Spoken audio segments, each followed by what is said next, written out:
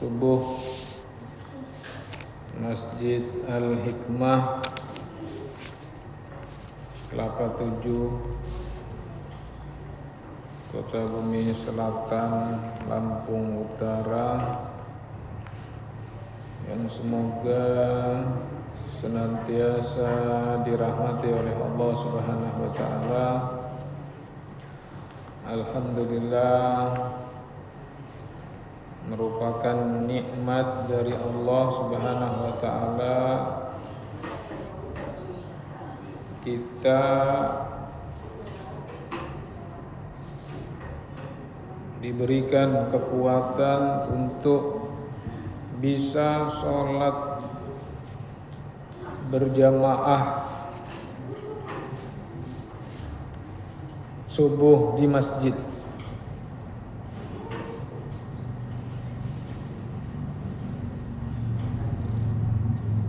Rasulullah sallallahu alaihi wasallam bersabda, "Man shallal fajra fahuwa fi dhimmatillahi ta'ala." Barang siapa yang dia itu sholat subuh, maka dia mendapatkan jaminan dari Allah Subhanahu wa taala. Jaminan apa? Para ulama menyebutkan jaminan keselamatan di dunia dan di akhirat. Kita bayangkan yang menjamin siapa?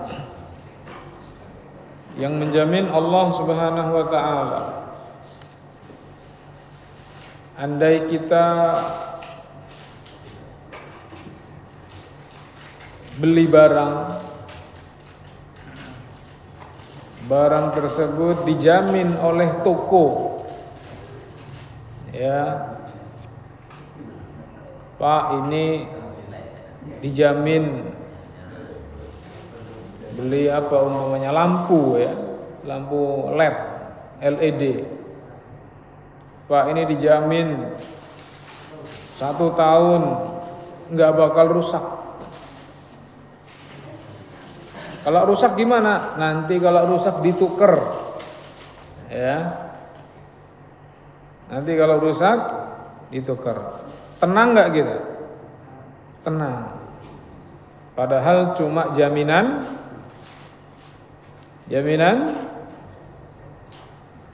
toko, ya. Atau jaminan pabrik, atau jaminan manusia lah secara umum. Kita tenang, ya. Bagaimana jika Allah Subhanahu wa taala yang memberikan jaminan? Semoga Allah Subhanahu wa taala menerima, ya, amal ibadah kita, sholat subuh kita, amal soleh kita, dan semoga Allah Subhanahu wa taala menjadikan kita istiqomah di atasnya.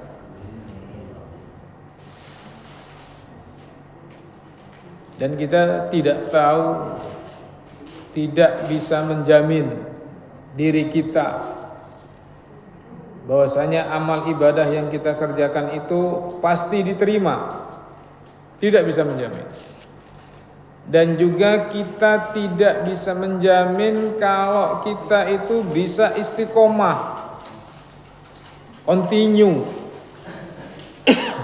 berkesinambungan, bisa bangun pagi sebelum subuh dan bisa sholat subuh berjamaah di masjid. Maka semua itu tidak lain, tidak bukan karena taufik dari Allah Subhanahu wa taala. Dan Allah beri taufik ini hanya kepada orang-orang pilihan. Ya, Allah memberikan taufik hanya kepada hamba-hambanya yang khusus. Apa itu taufik?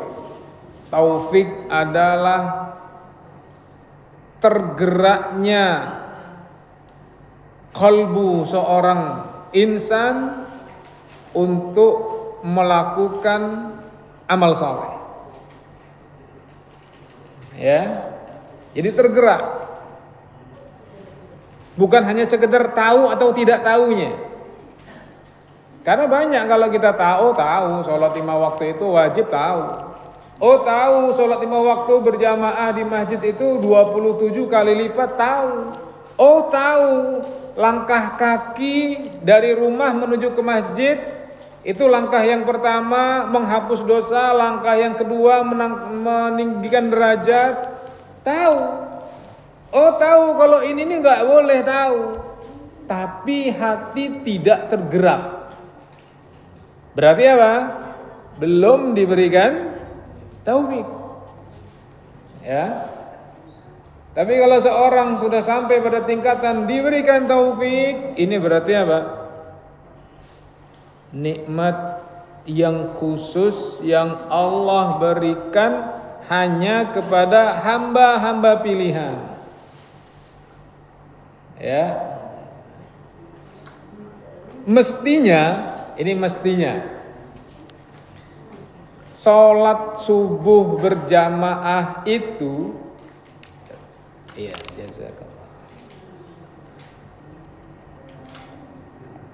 kuantitasnya, jumlah jamaahnya sama dengan sholat Jumat mestinya, ya. Tapi faktanya apa? Berapa saf kita tadi, Pak? Ada 3 saf? 3 saf lah ya, sama imam. Ada 3 saf tadi, 2 saf. Ya, nawar lah dikit ya, dari 3 ke 2. Cuman 2 saf. Ini sisa saf yang lainnya kemana? Ketika sholat Jumat itu kan penuh, kemana yang penuh itu? Itu tadi taufik. Ya, itu tadi taufik.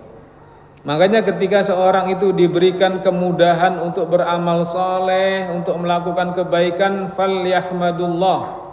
Banyak-banyak dia memuji Allah. Kenapa? Karena itu anugerah pilihan. Bukan karena hebatnya kita, bukan karena gagahnya kita, bukan karena alimnya kita, bukan karena iman kita tinggi, bukan. Itu semua murni pertolongan dari Allah Subhanahu wa ta'ala. Dan juga kita enggak boleh meremehkan orang yang belum mendapatkan taufik. Kamu lihat saya ini mantan preman umpama, bisa ke masjid. Kamu anak pondok, ya, kamu kerja apa sekolah di madrasah SD, udah di madrasah ibtidaiyah 6 tahun, SMP di madrasah sanawiyah 3 tahun, SMA madrasah aliyah 3 tahun, di universitas Islam negeri 4 tahun. Kok nggak bisa ke masjid? Nah, itu meremehkan. Ya. Kenapa? Karena dia membanggakan dirinya. Saya aja bisa. Nah, itu nggak boleh. Ya, tidak boleh. Maka hendaklah apa? Seorang yang ketika diberikan kemudahan untuk melakukan kesolehan, banyak-banyak memuji Allah. Dan kalaupun dia ingin mengajak temannya, ajaklah dengan cara yang baik, tanpa harus meninggikan dirinya atau menjatuhkan orang lain. Gitu ya.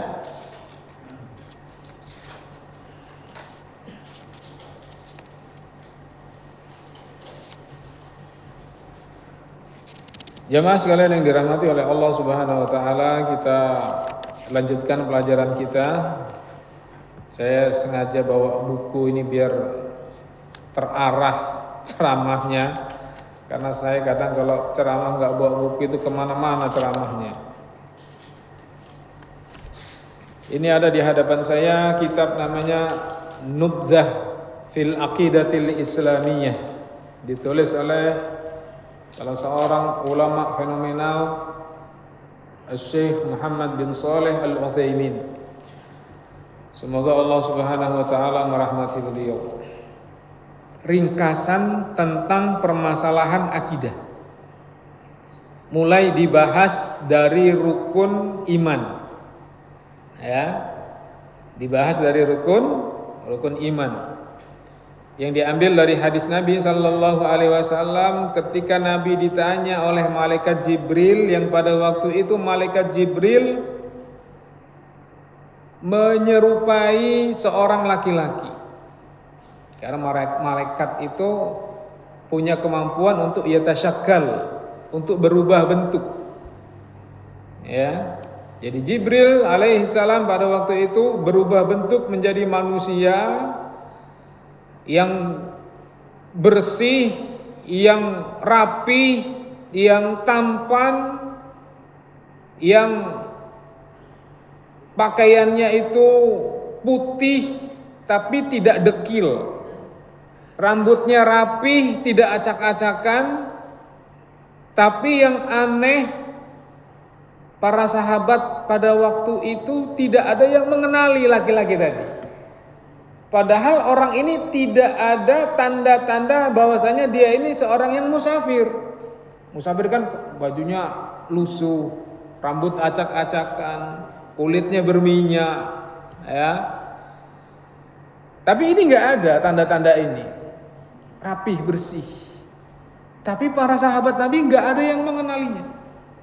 Dia bertanya kepada Nabi, malaikat Jibril tadi dalam bentuk manusia tadi bertanya kepada Nabi di hadapan para sahabat-sahabatnya.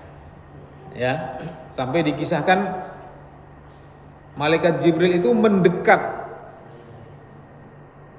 Sampai dikisahkan oleh Umar bin Khattab fa asnada rukbatahu ala rukbatan Nabi. Sampai saking dekatnya berbicara di hadapan Nabi, itu kedua lututnya malaikat Jibril itu langsung bertemu dengan lututnya Rasulullah. Ya. Dan bertanya, "Akhbirni anil iman."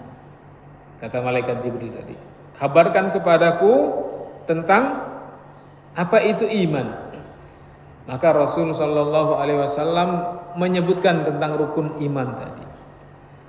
Iman itu, kata Rasul, engkau beriman kepada Allah,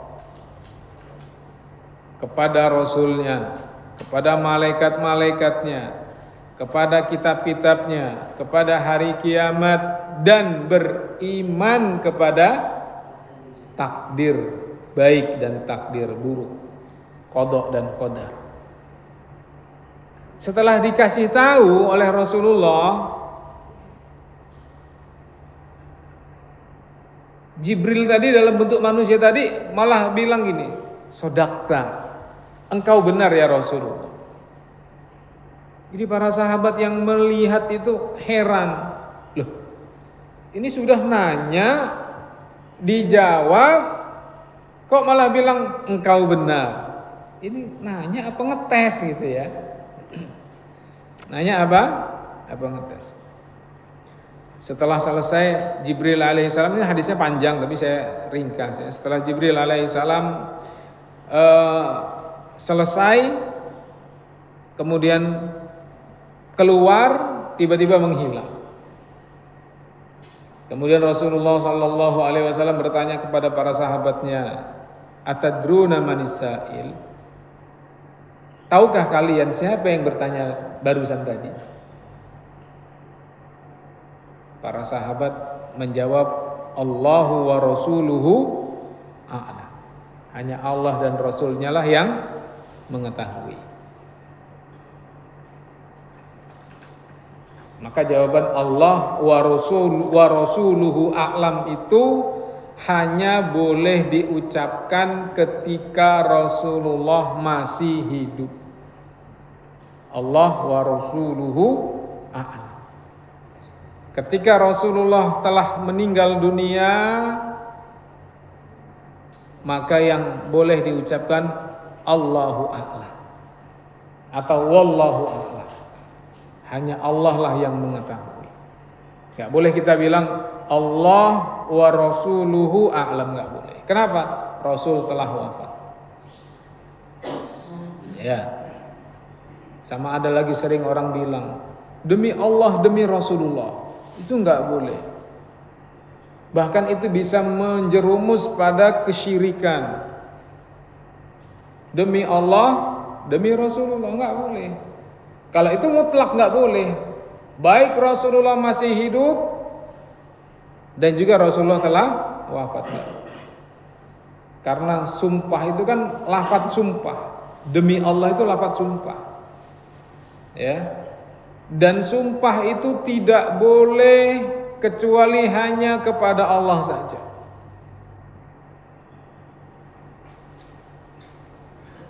Kalau ada sumpah ditujukan kepada selain Allah, maka itu kesyirikan, menandingi Allah Subhanahu wa ta'ala.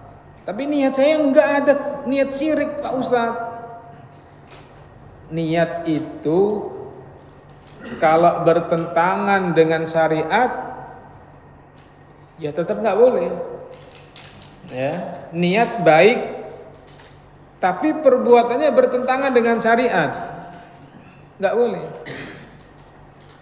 Niat saya kan mau sedekah, jadi saya ngambil dari Indomaret itu, saya ngambil susu, saya taruh di sini. Nah, saya ngambil beras, saya taruh di sini. Nah, nanti sampai luar saya kasihin ke fakir miskin, nggak saya bayarin ke kasir, boleh nggak?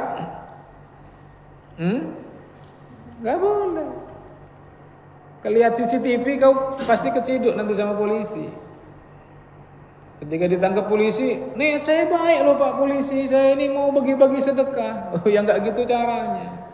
Niat baik, cara harus baik. Ya. Nah tadi kata Nabi, in kunta halifan falyahlif billah. Kalau kamu ingin bersumpah, bersumpahlah atas nama Allah. Barang siapa yang bersumpah atas nama selain Allah, man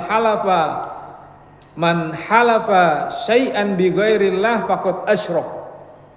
Barang siapa yang bersumpah selain nama Allah, maka dia telah melakukan kesyirikan. Meskipun niatnya enggak syirik, ya. Kadang orang itu dikasih tahu ngeyel. Kayak gitu tuh, yang penting niatnya lah, udahlah nggak usah didebat-debatin. Ya, ini ilmu. Betapa banyak niat kita itu yang baik, tapi karena ilmunya salah, ya nggak bernilai pahala. Tidak bernilai pahala. Makanya kita harus belajar. Nah kan, ini saya kalau diterusin nanti kemana-mana ini. Kita balik lagi ke kitab ya. Kita bahas yang pertama dari rukun iman,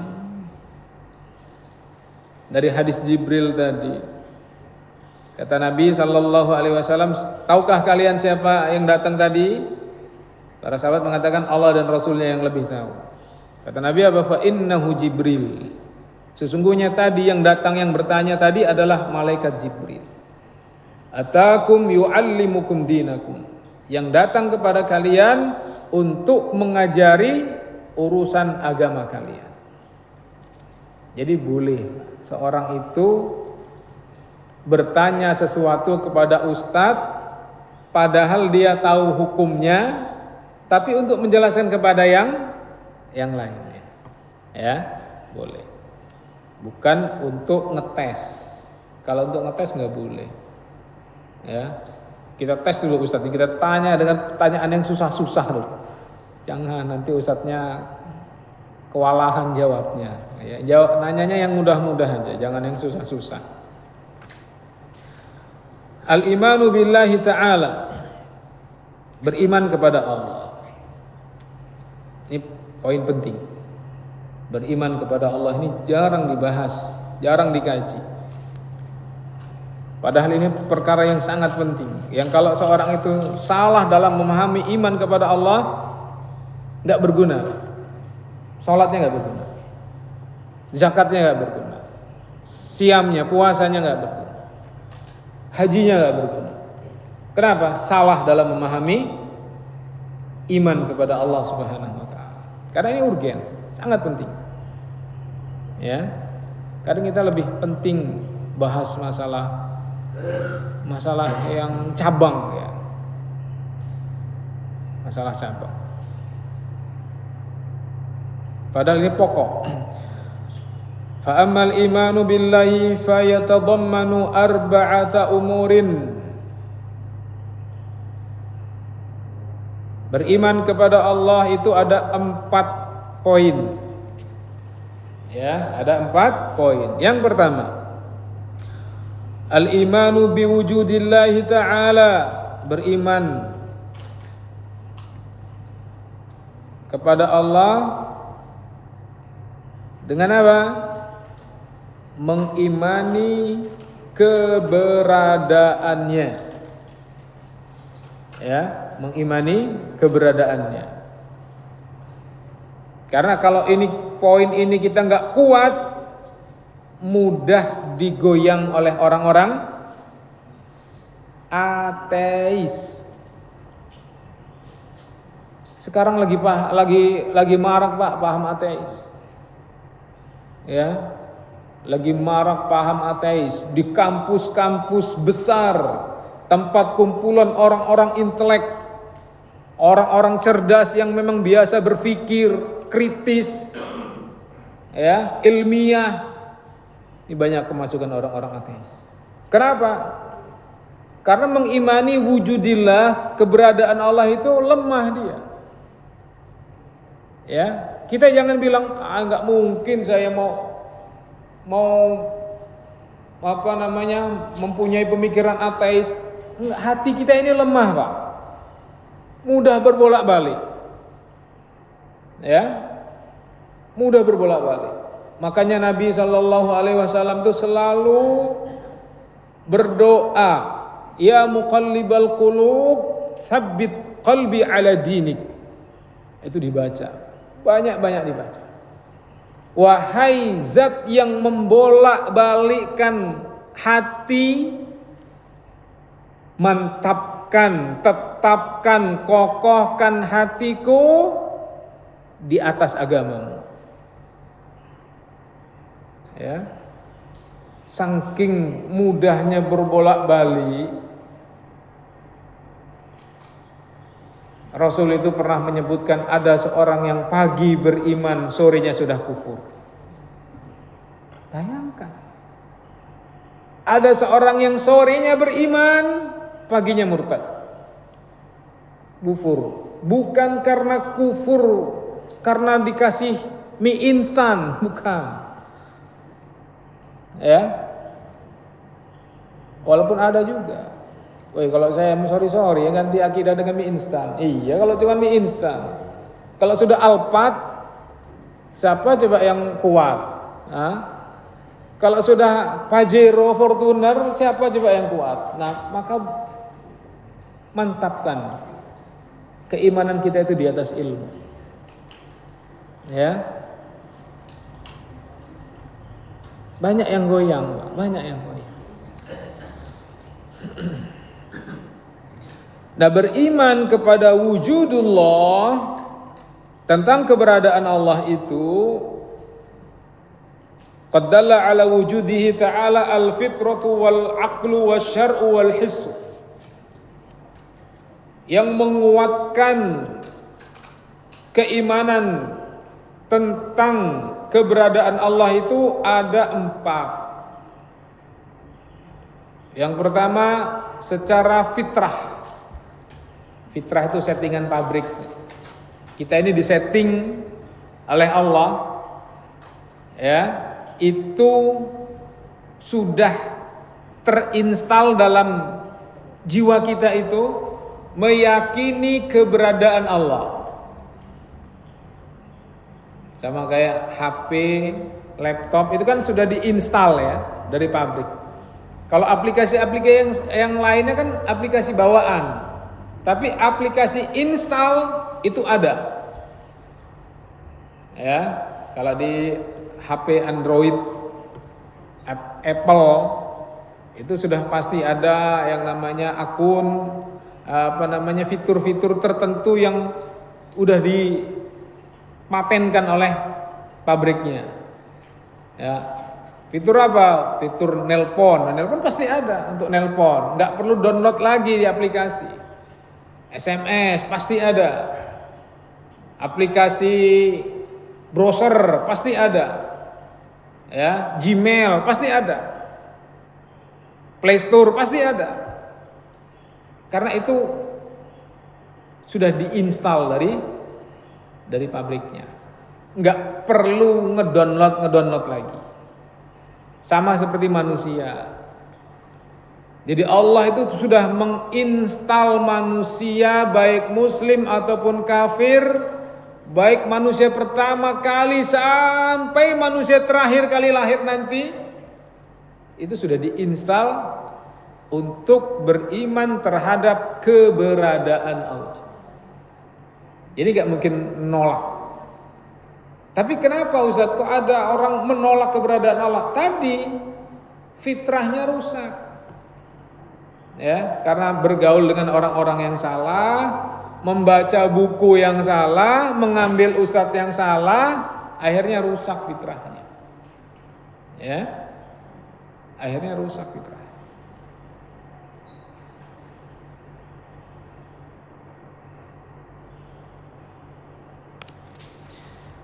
Dan beriman kepada beriman kepada keberadaan Allah itu yang pertama sesuai dengan fitrah. Yang kedua sesuai dengan akal sehat. Yang ketiga sesuai dengan syariat. Dan yang keempat sesuai dengan al-his. Al-his itu indra. Ya, ada panca indra. Dan itu semua akan membenarkan tentang keberadaan Allah Subhanahu wa taala.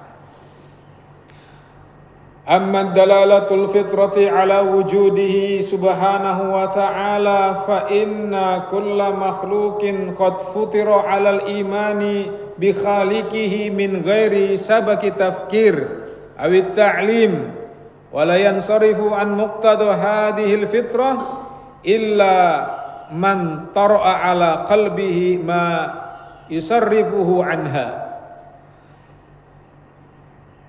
Jadi fitrah manusia akan mengimani tentang keberadaan Allah itu tidak perlu belajar. Ya. Jadi dia nggak usah belajar ke pesantren, nggak usah dia sekolah ke madrasah. Dia lahir sudah terinstal. Ini namanya fitrah. Saya kasih contoh. Bebek begitu lahir, ya, pecah dari telur. Bebek itu nggak melahirkan ya, netes. Pecah dari telur, kita ambil, kita lemparin ke kali, ke sungai atau ke air. Bisa berenang nggak dia? Bisa berenang.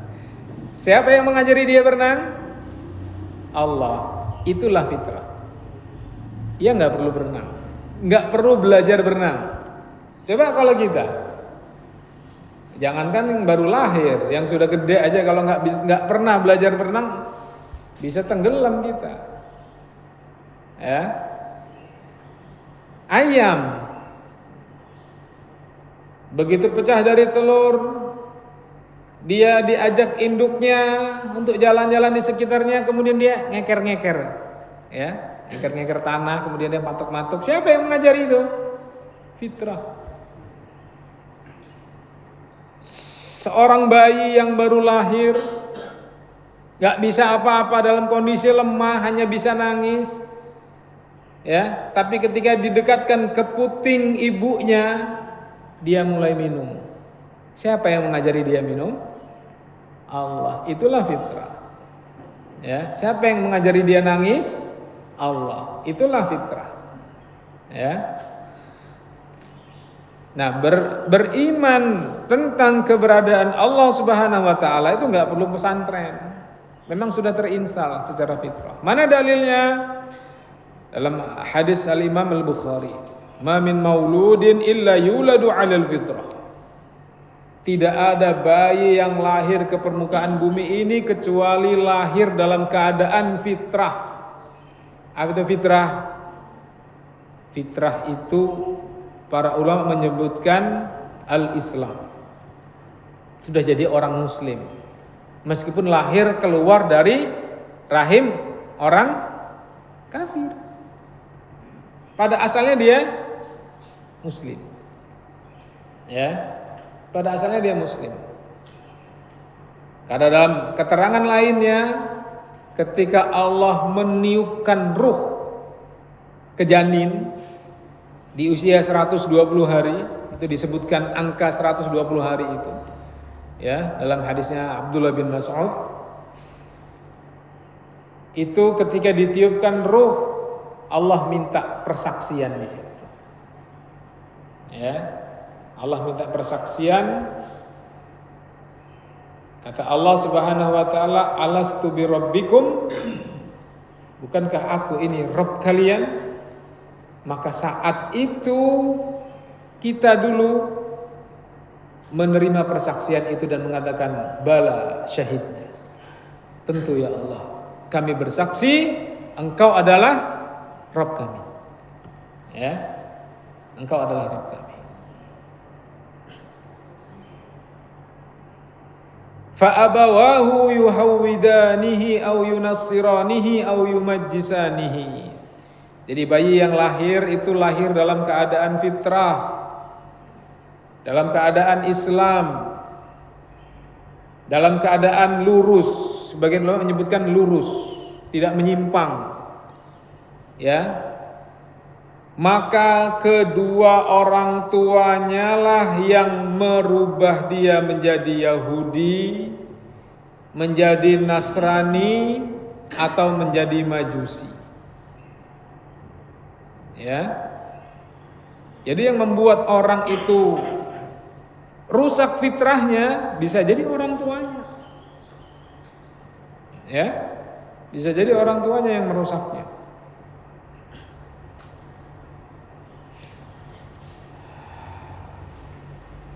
Wa amma dalalatul aqli ala wujudillahi ta'ala fali anna hadhil makhluqati sabaqaha wala haqaha wala budda laha min khaliqin awjadaha idh la yumkinu an yujad nafsuha binafsiha wala yumkinu ayyujada sadfatan. Ini secara akal. Kata Syekh di sini apa? Adapun dalil yang menunjukkan secara akal tentang keberadaan Allah, maka semua makhluk, jadi selain Allah itu makhluk, ya. Manusia makhluk, jin makhluk, malaikat makhluk, masjid ini makhluk, meja makhluk, sejadah makhluk, HP makhluk, buku makhluk. Dan semua makhluk itu ada, tidak mungkin tidak diciptakan. Dan tidak mungkin dia menciptakan dirinya sendiri. Dan tidak mungkin tercipta dengan tiba-tiba. Betul apa betul? Saya ambil contoh. Ini yang ringan adalah yang di depan kita. Apa ini? Kue. Kue ini ada yang buat, atau dia buat sendiri, atau dia tahu-tahu ada di sini. Ada yang buat. Meja, kursi, buku, HP, sejadah, ya, kontak motor. Ada yang buat, atau dia buat sendiri, atau dia ada dengan tiba-tiba. Kayak di film itu, ting, ada. Ada yang buat.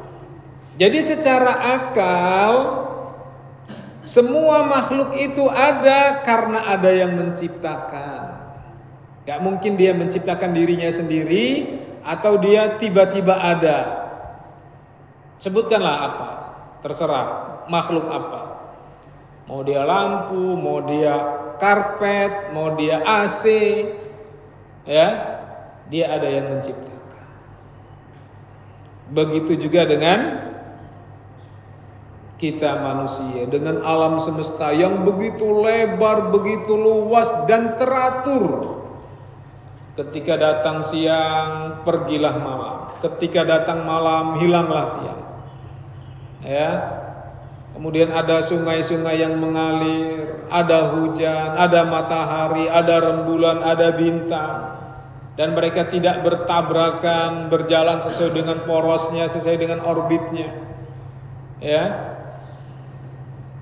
Maka tidak mungkin sesuatu itu terjadi secara alami. Ya. Menunjukkan apa? Ada yang menciptakan dan ada yang mengatur.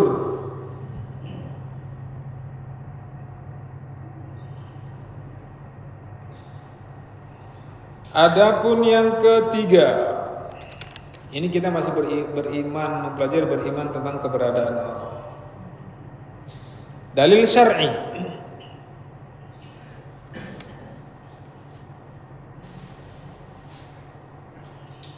Dalil syar'i yang menunjukkan tentang keberadaan Allah.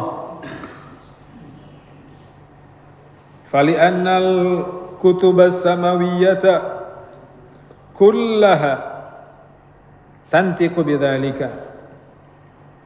Semua kitab-kitab samawi. Kitab-kitab samawi itu artinya kitab yang turun dari langit. Ya. Selain Al-Qur'an banyak. Ada Injil, ada Taurat, ada Zabur, ada suhufnya Musa, suhufnya Isa, suhufnya Ibrahim. Ya.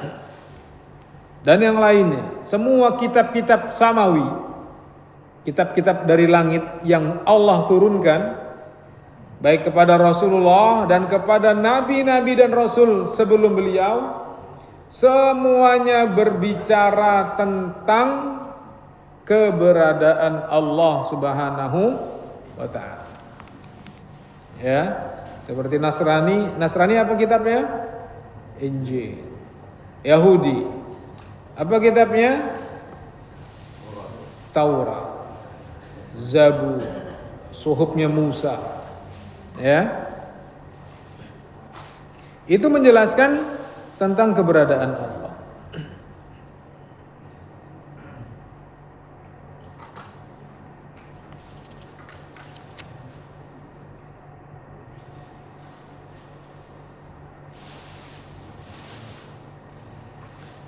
Ya, Allah sering menyebutkan wallahu ala kulli syai'in qadir. Allah mampu. Ya, kemudian Allah menciptakan langit, menciptakan bumi, menciptakan isi-isinya dan seterusnya. Banyak dalil-dalilnya.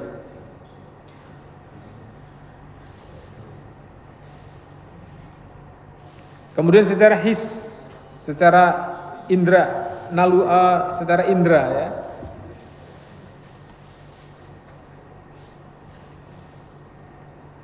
Secara indra ini ada dua sisi.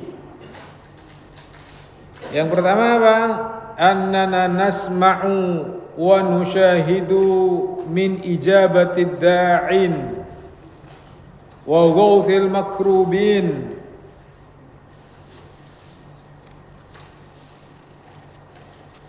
Adapun secara his, indra, itu yang pertama dari satu sisi. Sisi apa? Kita sering mendengar atau bahkan menyaksikan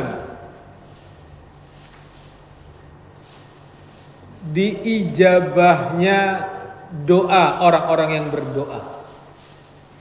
Ya, kita sering kan mengucapkan atau dengar orang mengucapkan benar-benar Allah itu maha adil. Ya, biasanya orang seperti itu ada doa yang cash yang diijabah. Allah itu benar-benar adil. Sering kita berdoa kepada Allah kemudian diijabah. Ya Allah, aku mohon ya Allah dimudahkan untuk bisa datang ke Baitullah. Ya nggak lama terus dia ada aja jalannya. Mungkin dia haji atau mungkin dia umroh. Ya, tiba-tiba yang tadinya panen singkong nggak pernah tembus 40 ton per hektar, kok tiba-tiba 40 ton per hektar dan harga singkong lagi tinggi. Wah, laju umroh sekeluarga kan? Ya. Atau yang lainnya. Allah selamatkan kita dari mara bahaya. Ya. Allah selamatkan kita dari masalah yang besar yang selama ini tidak terpecahkan, tiba-tiba ada solusinya. Tanya.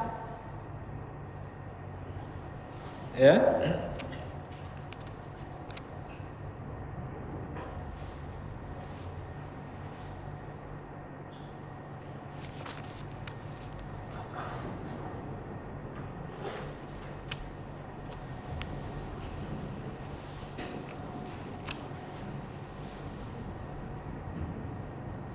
Kemudian yang kedua, sisi yang kedua, tadi sisi yang pertama, anna ayatil anbiya illati tusammal mu'jizat wa yushahiduha an-nas aw yasma'una biha burhanun qati'un ala wujudi mursalihim. Jadi bahwasanya tanda-tanda kenabian yang sering disebut dengan mukjizat, ya, yang disaksikan oleh manusia pada zaman itu, atau kita mendengar kisah-kisah tentang mukjizat para nabi itu merupakan petunjuk yang valid, burhanun qati'un. Jadi benar-benar valid, yang menunjukkan bahwasanya ada yang mengutus para rasul itu ada. Siapa yang mengutus para rasul itu? Allah. Ya. Ketika mukjizat ditampakkan oleh Rasul di hadapan umatnya untuk membuktikan bahwasanya dia benar-benar nabi, benar-benar rasul. Ya. Seperti Fir'aun ketika didatangi Musa, didakwahi oleh Musa. Fir'aun itu nantang. Kalau kamu nabi, tunjukkan mukjizat. Ya. Nabi Musa tunjukkan mukjizat di hadapan Fir'aun. Dengan tongkatnya, dengan keluar cahaya di tangannya. Tapi apa kata Fir'aun? Tidak beriman. Ya, tidak beriman. Orang-orang kufar Quraisy ketika mereka minta bukti kalau kami ini benar-benar rasul, coba bulan itu dibelah. Ya. Ketika Rasulullah sallallahu alaihi wasallam belah bulan dan benar-benar misah bulan itu menjadi dua, misah. Berimankah mereka? Enggak. Mereka hanya mengatakan hada sihrun mubin. Oh, ini sihir ini. Ya, padahal nyata itu belah. Nabi Isa yang menghidupkan orang yang mati, ya, Nabi Ibrahim yang dibakar oleh api yang begitu besar dan menyala-nyala, tidak ada yang terbakar. Dan seterusnya dari mukjizat-mukjizat yang besar. Itu menunjukkan apa? Secara his, secara indera, bahwasanya mereka para nabi, para rasul itu ada yang mengutus. Ya, ada yang mengutus. Meskipun ya kita sudah baca ini, tetaplah yang namanya syubhat orang-orang ateis itu besar. Jadi kita juga nggak boleh, oh saya habis belajar tauhid sama Ustaz Faruk, nanti saya coba apa sih dalil orang-orang ateis itu. Saya pengen tahu, nggak boleh. Ya, karena berbahaya. Ada salah seorang ulama namanya Abdullah Al-Qasimi. Itu gara-gara bantah, ingin bantah, buat bantahan, sanggahan terhadap pemikiran orang-orang ateis. Sebelum dia bantah, sebelum dia sanggah, sebelum dia mau nulis bantahan itu, dia baca dulu referensi dari orang-orang ateis itu. Dia baca, dia pelajari, akhirnya apa? Dia terperangkap dalam subhatnya, nggak bisa keluar dalam pemikiran rancu ateis. Akhirnya bukannya dia membantah pemikiran ateis, malah dia yang jadi ateis. Ya, malah dia yang jadi ateis.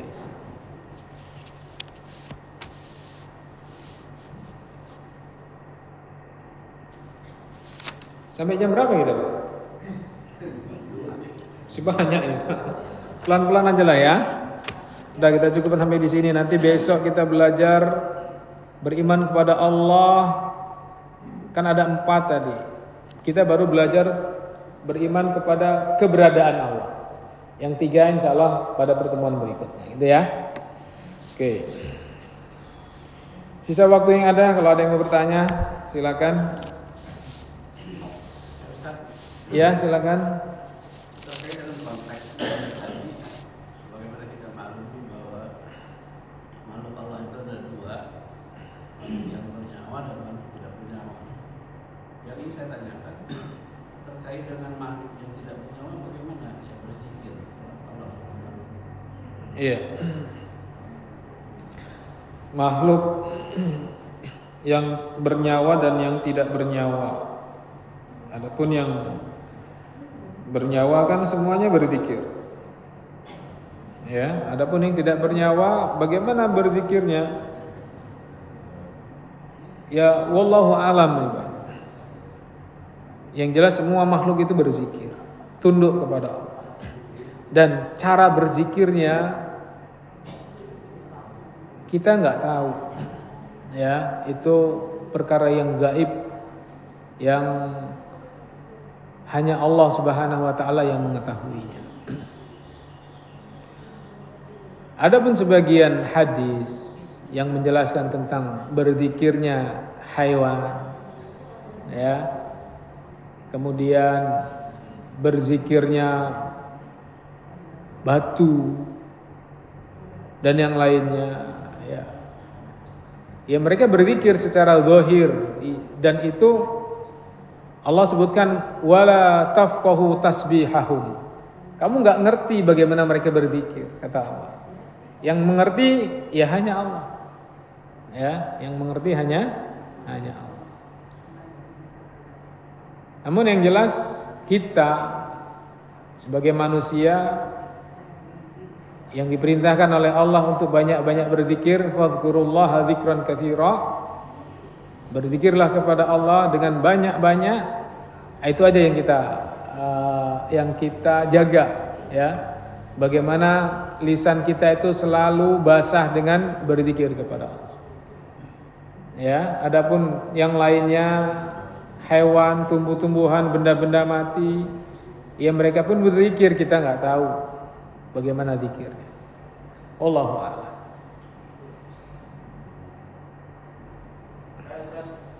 Ya, silakan, Pak. Berarti keberadaan Allah itu ada pendapat yang mengatakan kita itu nggak pantas menanyakan di mana keberadaan Allah, karena memang Allah itu ada sebelum dunia ini ada, sebelum makhluk ada. Jadi ya untuk apa kita menanyakan hal itu katanya? Gimana Ustaz? Tentang pertanyaan di mana Allah itu bagian dari akidah, bagian dari beriman kepada Allah, dan itu harus dipelajari. Agar apa? Agar kita tidak salah di dalam mengimani keberadaan Allah.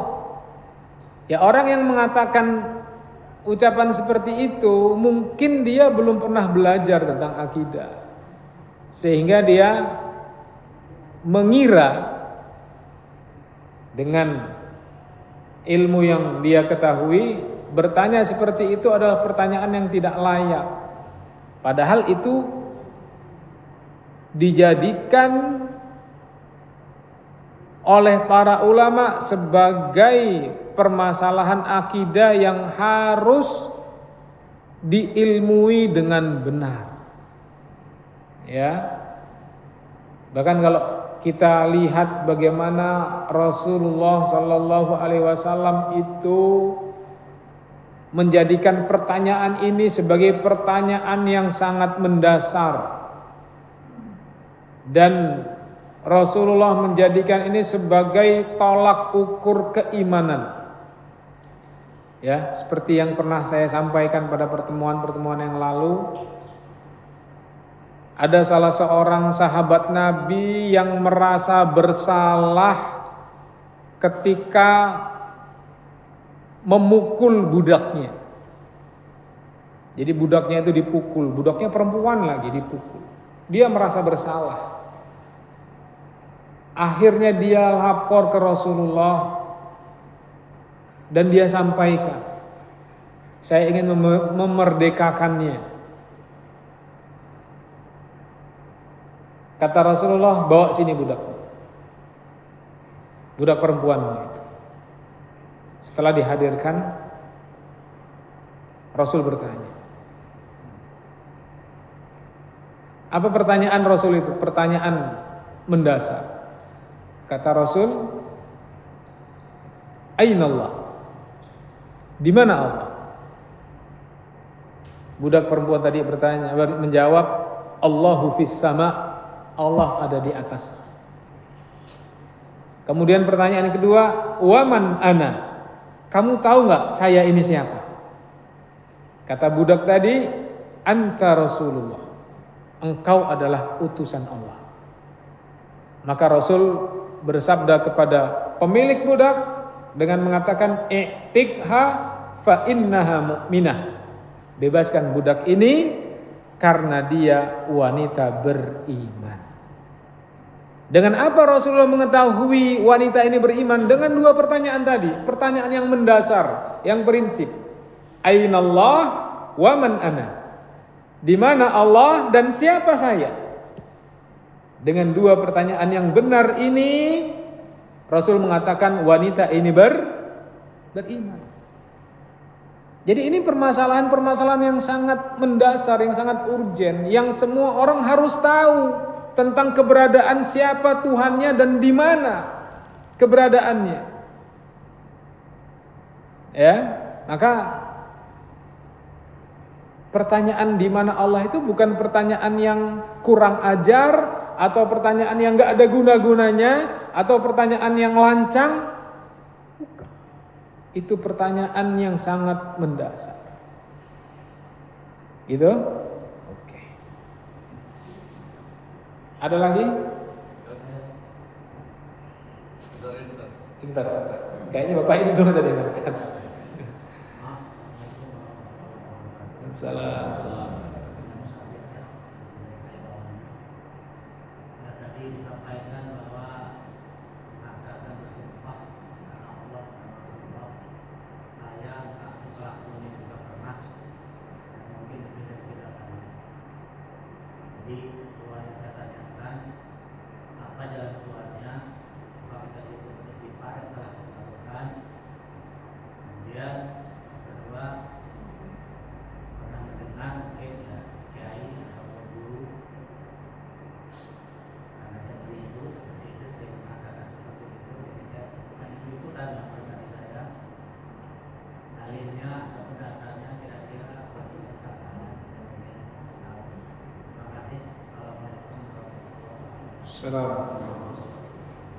Bagaimana orang yang sudah pernah bersumpah dengan nama selain Allah, kalau dia tidak tahu, dimaafkan, namanya tidak tahu. Ya. Dan apakah ada kafarahnya, ada tebusannya? Tidak ada. Dia hanya istighfar, memohon ampun dan tidak mengulangi lagi. Kemudian yang kedua tadi apa? Tidak membolehkan kita bersumpah dengan Allah dan Rasulullah asalnya ataupun dalilnya. Oh gitu. Dalilnya apa? Tidak boleh bersumpah kepada selain Allah. Tadi hadis Nabi sallallahu alaihi wasallam, "Idza kunta halifan falyahlif billah aw liyasmut." Jika kamu ingin bersumpah, bersumpahlah atas nama Allah saja atau diam.